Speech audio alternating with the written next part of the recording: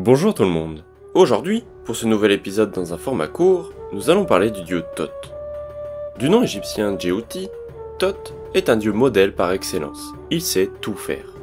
Il est très souvent représenté comme un homme à tête d'ibis, un oiseau sacré dans l'Égypte ancienne, associé à la sagesse. Mais il peut également être représenté sous la forme d'un babouin. Thoth est tout d'abord un dieu créateur.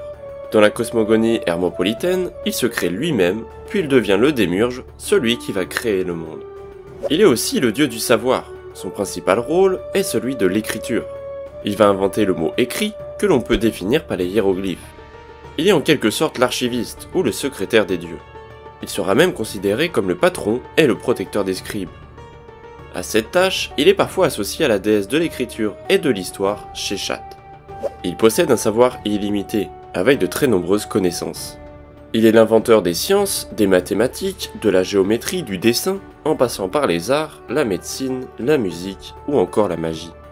Effectivement, il est considéré comme un magicien. C'est lui qui va reconstituer l'œil d'Horus, appelé aussi l'œil Udjat, arraché par Seth lors du grand combat pour obtenir le territoire égyptien. Dieu de la sagesse et de l'ordre, Thoth est considéré comme un juge infaillible, capable de rendre les décisions les plus justes possibles.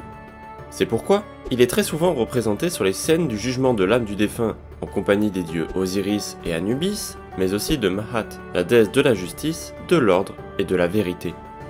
Thoth possède le rôle de médiateur et de messager des dieux.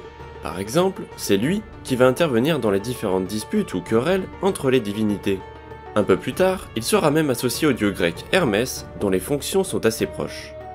Djéouti est également le dieu de la lune, où son rôle est de gérer les cycles lunaires.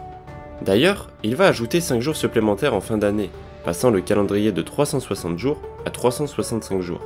Tout cela dans le but de permettre à la déesse Nut de mettre au monde ses 5 enfants, que sont Osiris, Isis, Seth, Nephthys et Horus l'Ancien. C'est pourquoi il sera surnommé le Seigneur du Temps.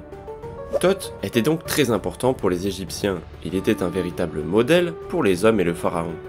Cette divinité était donc très vénérée dans tout le pays, en témoignent les différents temples et amulettes retrouvés un peu partout en Égypte. Mais son lieu de culte principal reste la ville d'Hermopolis. C'est terminé pour cette divinité. Si vous avez apprécié la vidéo, n'hésitez pas à vous abonner à la chaîne et à laisser un pouce bleu et un commentaire. C'était Tout en Égypte et je vous dis à très bientôt pour une nouvelle vidéo sur la chaîne. Salut salut!